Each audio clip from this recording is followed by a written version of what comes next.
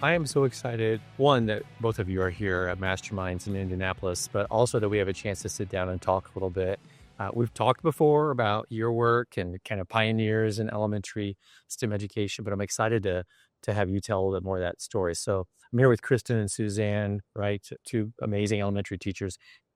Do us for starters, just go ahead and introduce yourselves. All right. So I'm Kristen Robinson. I am a fourth grade teacher at Darnaby Elementary School and been a master teacher for a while.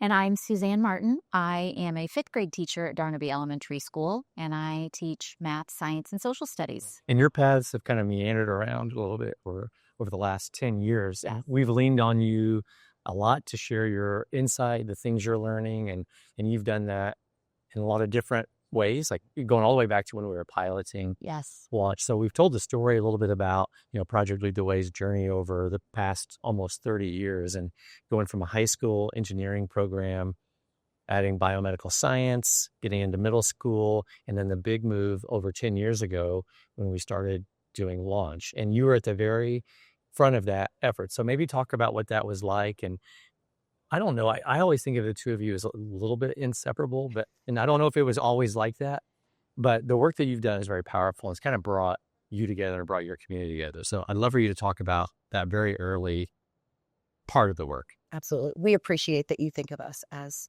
one of the same person. Right. We maybe refer to ourselves that way sometimes too, especially at work. Dual. Yeah.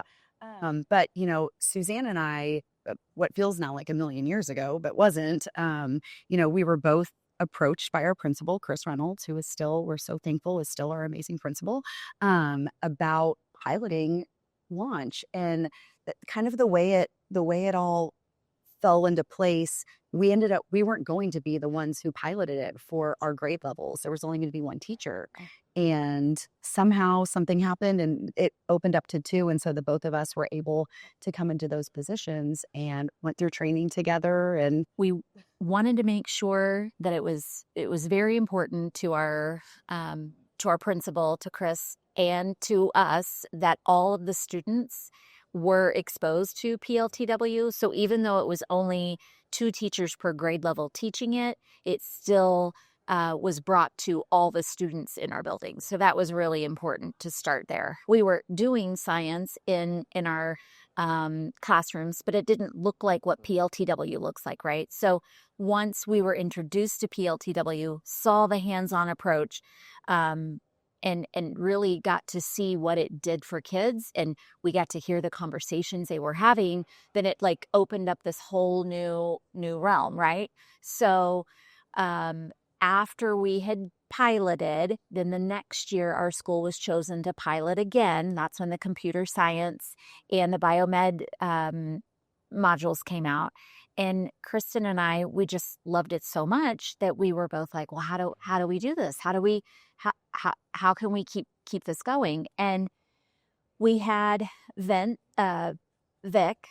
and Vic Dreyer was our like DSE at the time, and was telling our whole school about master teachers and how it worked. And Kristen and I were like, oh, that sounds amazing. We would love to train other teachers because we love this and we would like to bring it to other teachers as well.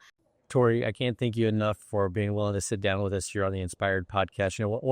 One of our goals at Project Lead the Way has been to help capture and tell some of the great stories happening in schools all across the country. I looked at the list. You're definitely one of those folks I wanted to sit down and get your perspective. I've seen you as a master teacher at our headquarters teaching in the summer, and then just having a chance to sit down. So I'm excited to get your perspective on a couple things, but maybe just start by introducing yourself, what you do, where you teach, that kind of thing. Tori Spanier. I teach about 30 minutes west of Minneapolis in Delano, Minnesota. We're a community of about 6,500 people. Our high school ranges from 180 to 200 kids a grade. I've been teaching now for 24 years. One of the things I tell people during core trainings is I was an elementary ed major. So to jump into the engineering world and be a specialist in the middle school grades was a bit unnerving at first, just with the content. But I had great support people, not only in my district at my school, but also through Project Lead the Way, that has just made an immense difference that way. So yeah, 24, I think I've been teaching Project Lead the Way now for 18 years. So that's great. And a master teacher since 2012, I believe. So Wow, veteran.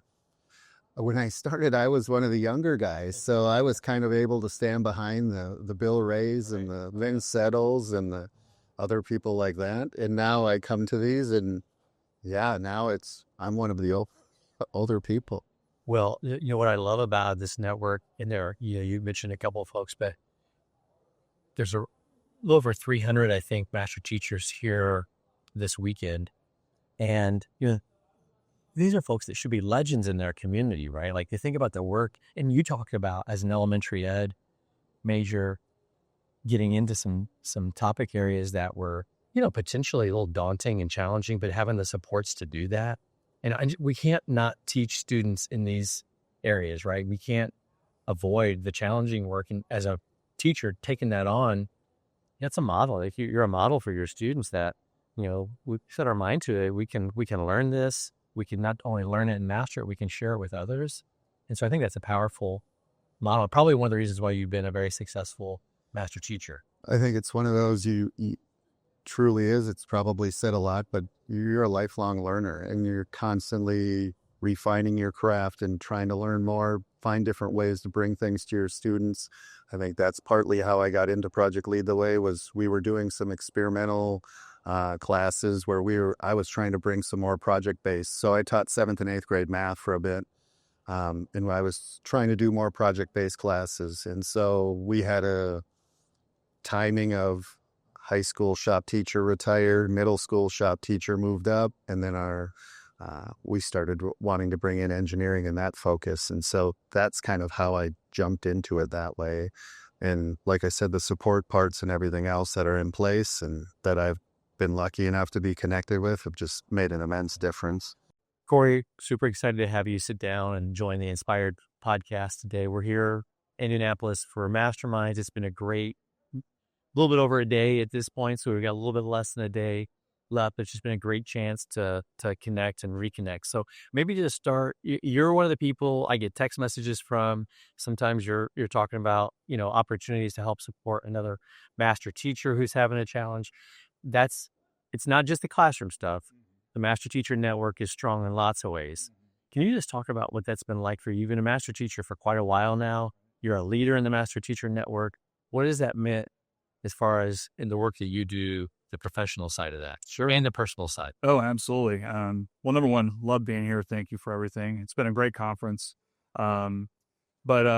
But yeah, I mean, just the master teacher thing has just been an amazing experience. I think I was trained back in 2011, and I remember I got through my first week through core training, and I just remember saying I want to be that person at the front of the room, and I wanted that for a lot of reasons, but the amount of content that I was getting, I learned so much. I made so many new friendships, from it.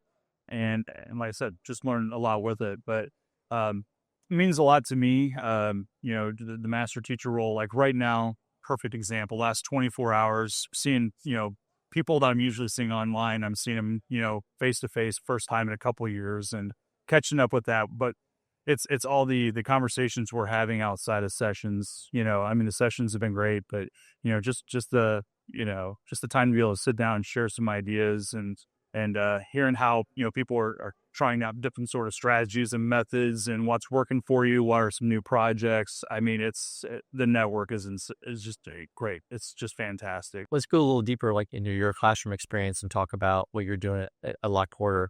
And maybe if it's another one of the places where you've taught, what are the things that you're seeing in the students that excites you? Like you've been doing this for a while, you've stuck with it. Why is it something that you believe in to the degree that you do? Like, what are you seeing happen for the students that you teach or have taught? Oh yeah.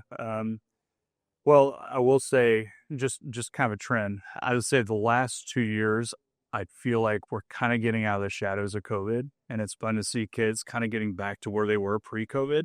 So it's an exciting time to teach.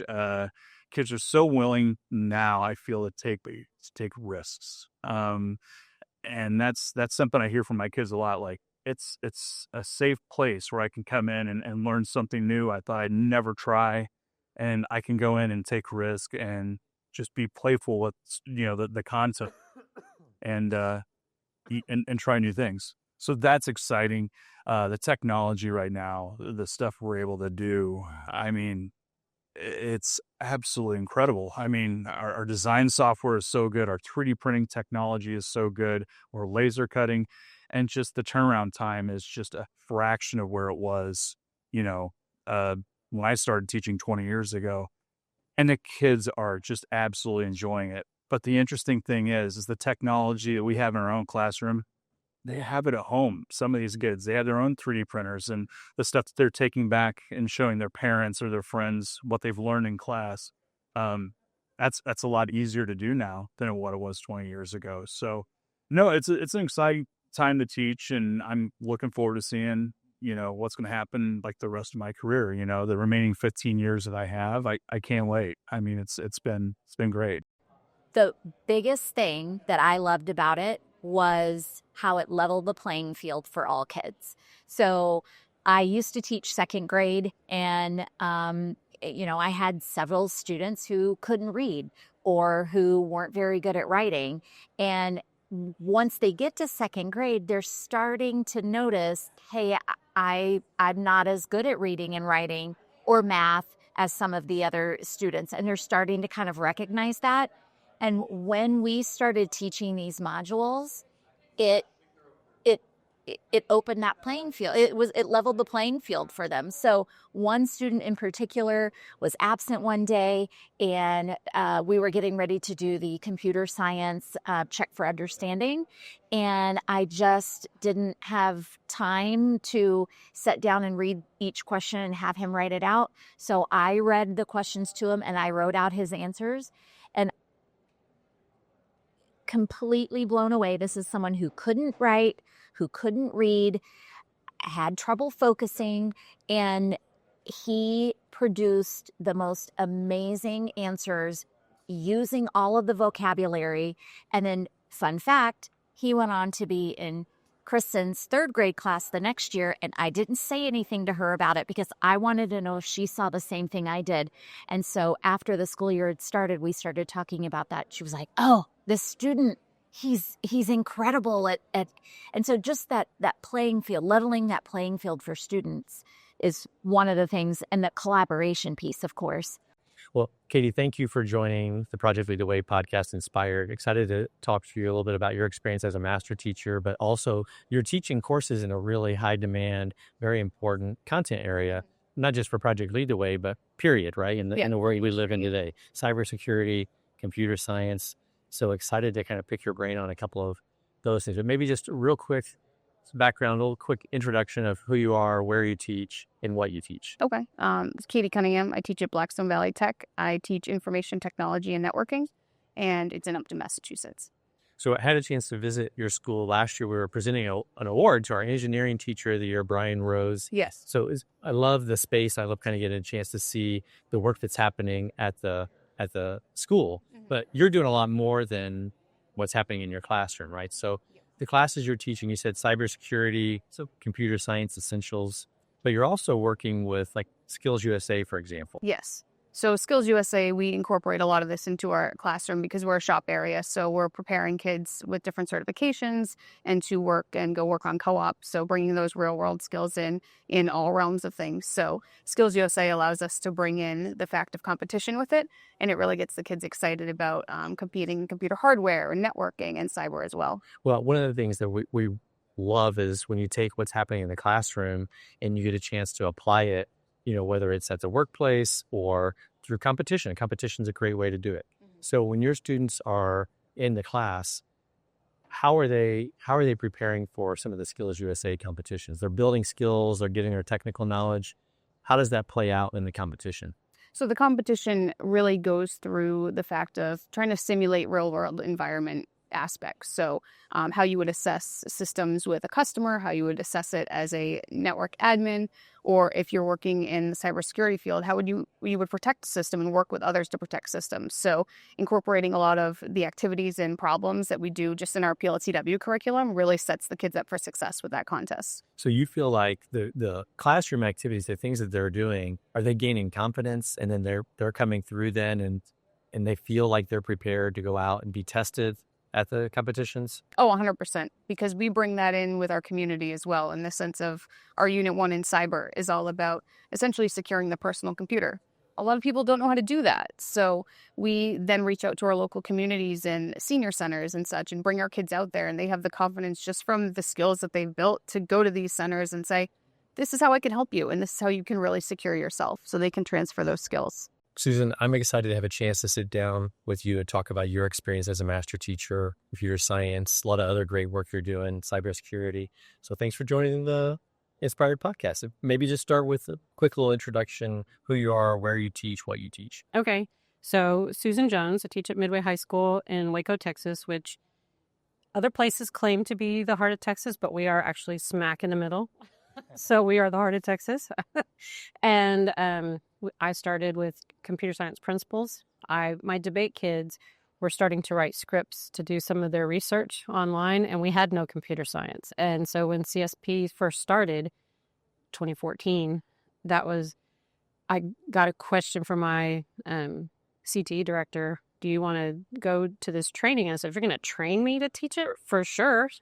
And so went to that first training, and then I was hooked ever since. Plus my own kids I knew were coming up, and they were going to want to take computer science. And so for both of those are kind of like, and I was ready for something new to teach. And well, you've got a full plate. Like, tell me a little bit. I know you coach speech and debate. Yes. You're teaching other cyber, CS, other courses. So what's all on the plate right now? So from CSE to, I don't teach CSP this year, but I have taught it probably every 2 or 3 years. I get a section or a couple kids that are overflow from the other teacher.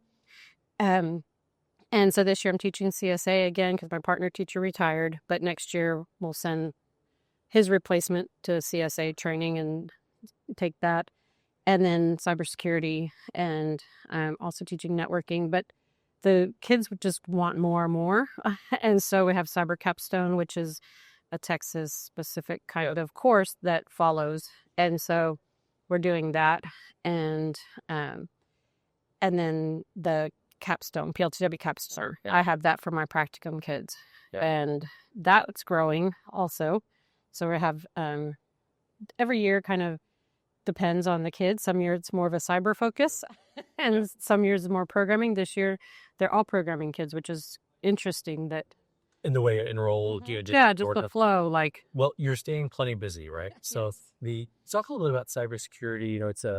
It's one of the most important things I think we do. It's hard to say one thing is more important than another. And I think it just, you look at all the challenges now, the cyber threats and the impact of that on people's lives, but everything from elections to fraud and different types of things. So it's important to have young people who have the skills to operate in that world.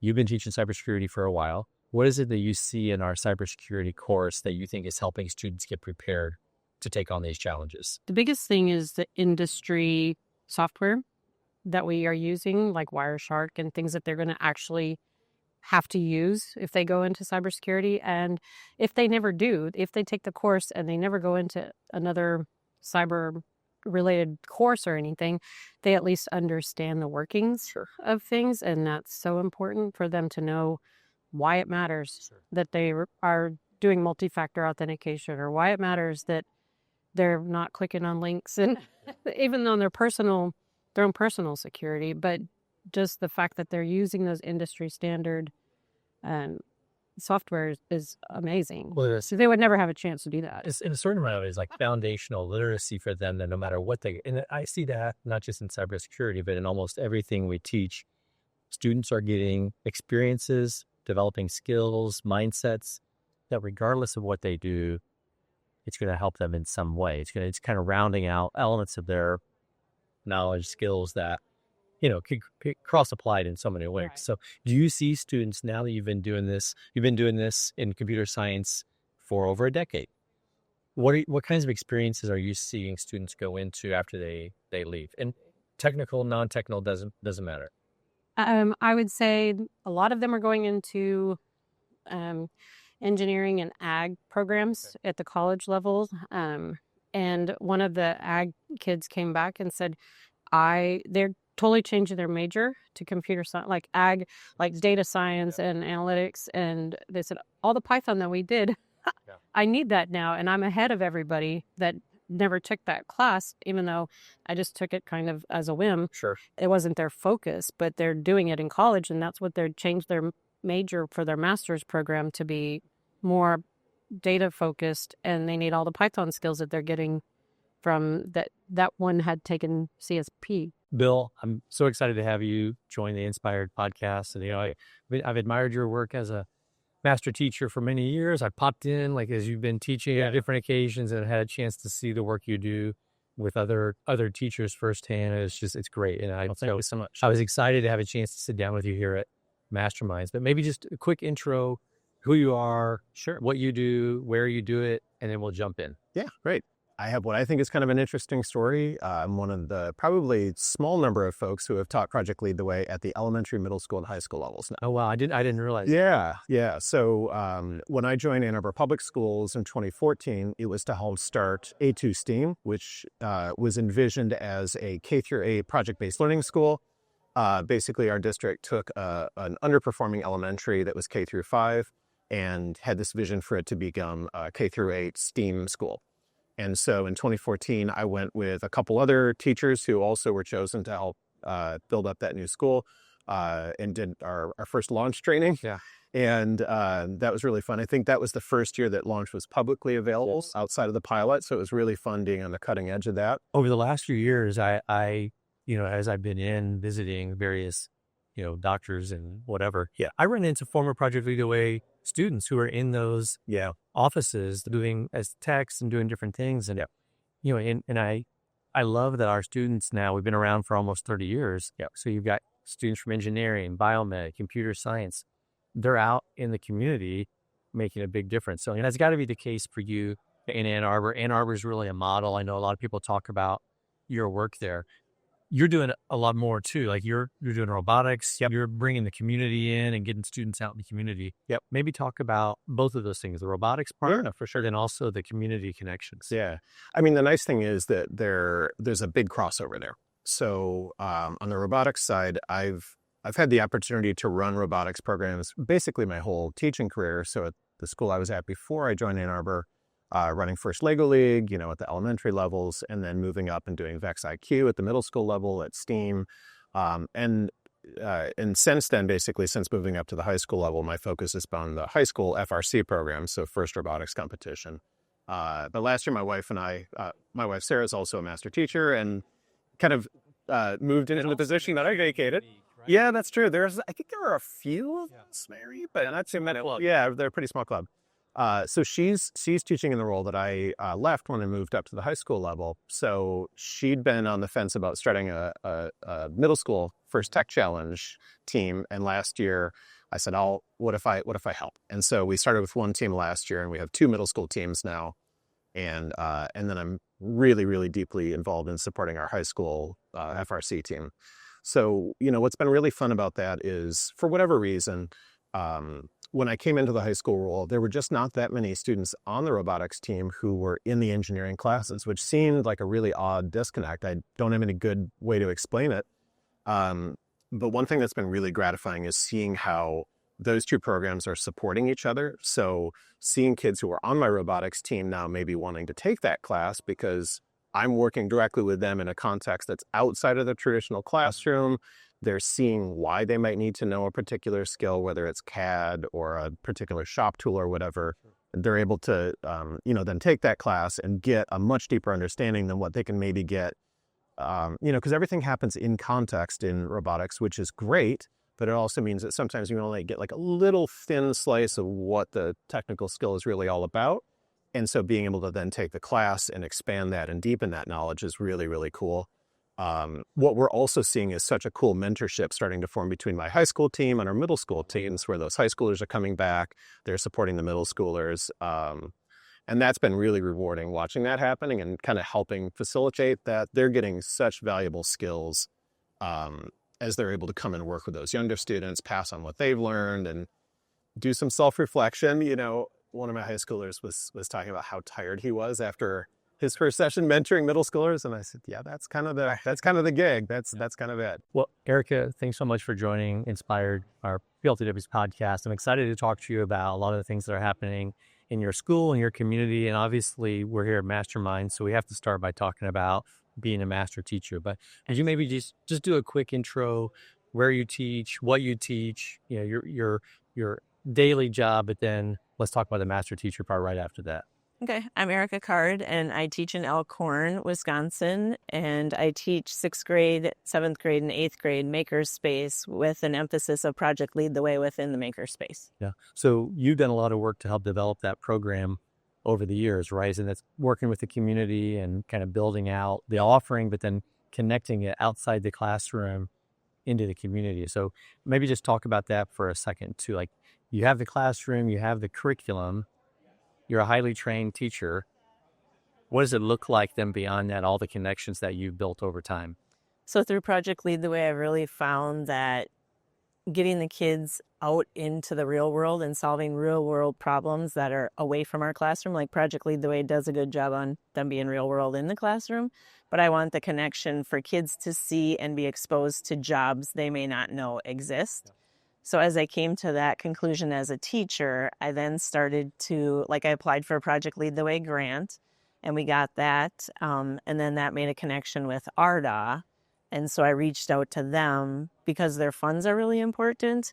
But more importantly is, what can they provide for our students to get them as a future workforce for them? Yeah. So that was one. And then I also worked with a local construction company, Wausau Homes, and we've had a long-standing partnership with them.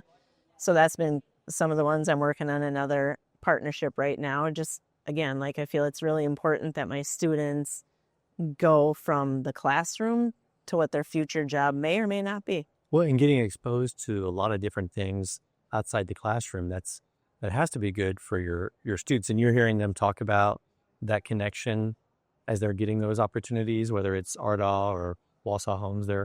Does that excite them in their learning? Yeah, it's been kind of neat because since we did get the Community Impact Award, since then it's been really interesting to see not only the Community Impact Award, that was amazing, but the aftermath of getting that award. For example, I just had a kid design a charcuterie board for his family, and then he's like, I got to have the family name on the back and so on and so forth. But then he sat in that for maybe a day, and he's like, Miss Card, I think we should start to entrepreneur these, and I should start to sell these. And I said, well, let's back up just a little bit, and how about we do where you design a class with the teachers and you teach them how to use the laser to get the English teachers, social studies, and so on into the maker space so they can use that in their classrooms. But also then you're going to get the experience of designing a class and using some of those transportable skills that we want students to walk away with. We work with a lot of business and industry partners. And I think as we developed the cybersecurity course, it was Lockheed Martin, AWS. And, a lot of times the companies we work with, they're excited to help, other young people, students, learners of all ages, build skills, build technical knowledge. But they also are interested, these are the students that they want to hire. Do you see your students going out and having opportunities, whether it's internships, where they can take the skills they're learning, the technical knowledge, and then actually go out and turn it into an opportunity in the community? Oh, 100%. We have a lot of our students go on co-op, so they'll work the week that they're in shop. They have 1 week academic, 1 week shop, so they'll go out and work. And a lot of the kids, they've taken the cybersecurity course, they've taken the CSE and the CSP course, and they're able to transfer those skills and go right to industry. And our industry partners are saying, we appreciate all of the technical skills, but the soft skills are really where they can build upon anything from there. So they're getting exposed to a lot of different career opportunities. Yes. Are you finding that students are able to, based on that, say, this is an area where I could see myself working, or ruling out careers, like enough career awareness that and exploration that they're able to select things that maybe are a good fit, but then also possible areas that might not be a good fit. Yeah, because we break it down so they have one course essentially each year, and we try to promote it as, you might not like this, but it brings you a background of that course, and then it lets you choose, do you want to do this full time or would you not? And a lot of the kids are like, I really thought I was going to like that, but I want to go this pathway instead. Well, what I love about this network, and there, you mentioned a couple of folks, but there's a little over 300, I think, master teachers here this weekend. And, these are folks that should be legends in their community, right? Like, you think about the work, and you talked about as an elementary ed major, getting into some topic areas that were, potentially a little daunting and challenging, but having the supports to do that. And we can't not teach students in these areas, right? We can't avoid the challenging work. And as a teacher, taking that on, that's a model. If you're a model for your students that, we set our mind to it, we can learn this. We can not only learn it and master it, we can share it with others. And so I think that's a powerful model. Probably one of the reasons why you've been a very successful master teacher. I think it's one of those you truly is. It's probably said a lot, but you're a lifelong learner and you're constantly refining your craft and trying to learn more, find different ways to bring things to your students. I think that's partly how I got into Project Lead the Way. Was we were doing some experimental classes where I was trying to bring some more project-based. So I taught 7th and 8th grade math for a bit, and I was trying to do more project-based classes. And so we had a timing of high school shop teacher retired, middle school shop teacher moved up, and then we started wanting to bring in engineering and that focus. And so that's kind of how I jumped into it that way. And like I said, the support parts and everything else that are in place and that I've been lucky enough to be connected with have just made an immense difference. The thing that I love about what we all get to do together, I don't know if you could say there have never been more challenges than there are in education right now, but there's plenty of challenges right now in education, everything from policy to funding to enrollment to, it's a very complex and dynamic time. The interesting part is that we work in a program area that is about problem solving. So that's what I see, like we're working together to help young people get excited about, prepared for a range of life opportunities.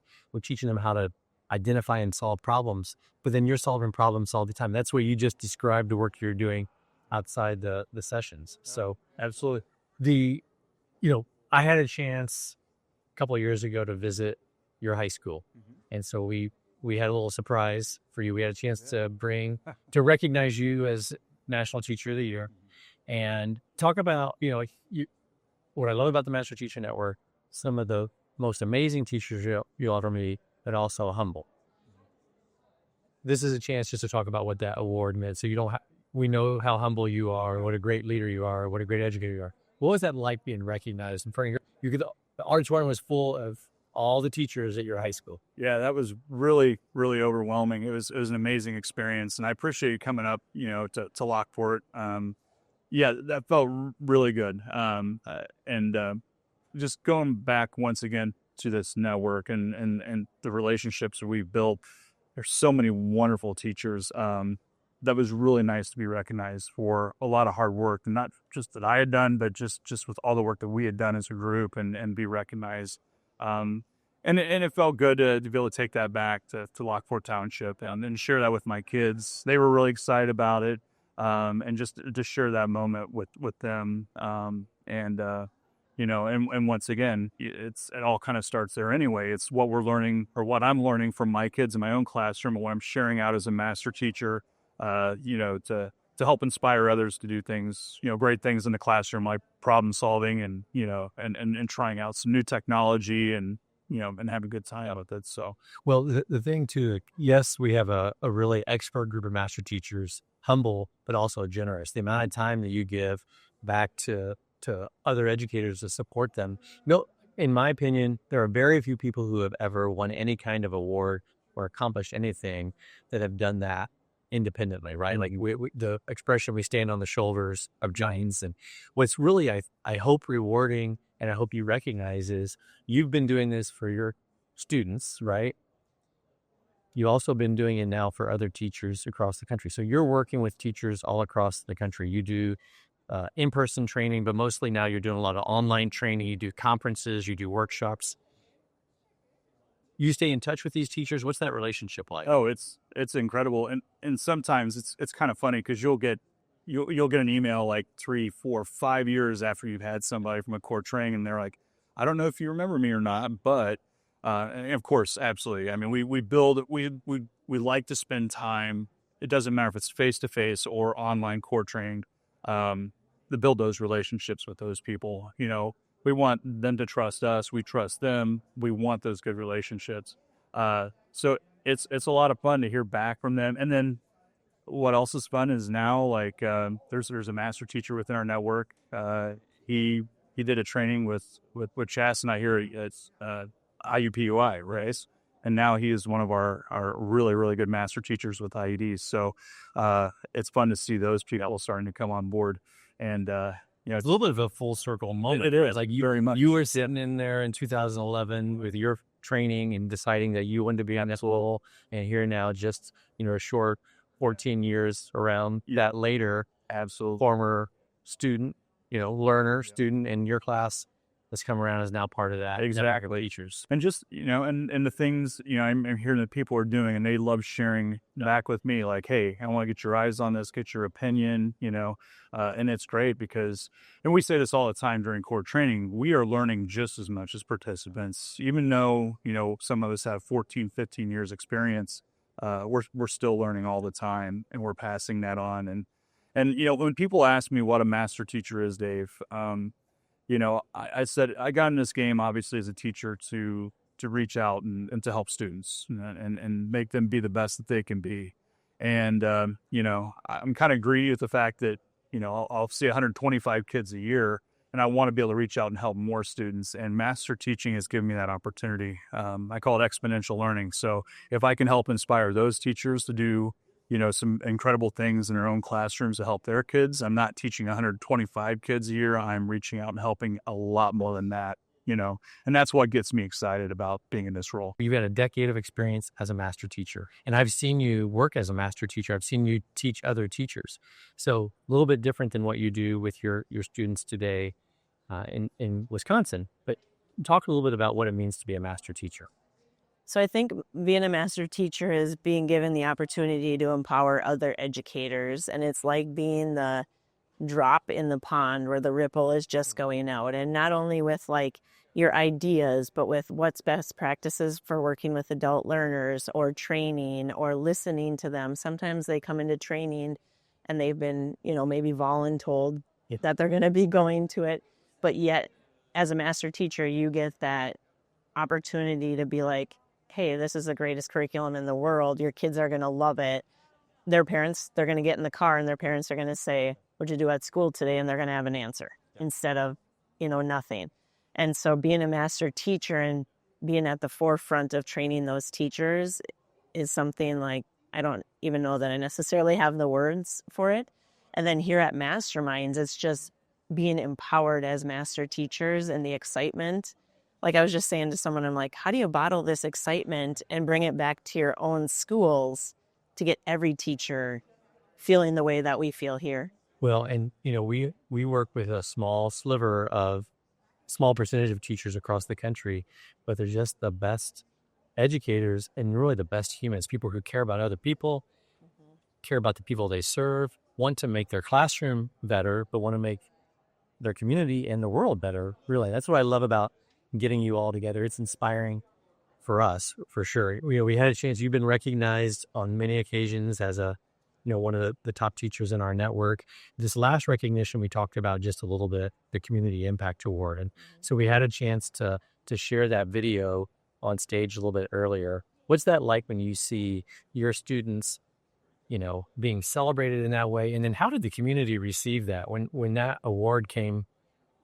Talk about the students, but then also talk about the community response. So as you can see, I'm getting very emotional. And every time I see the video and think about what that award did for our students is something like every teacher has to dream of. Like, you see your kids, succeed, you see them and plan the project from beginning to end and see a problem and really go out and do it. Like, you're like, this is why I teach. Like, that is my why. So I think that gets me very emotional and so proud of them.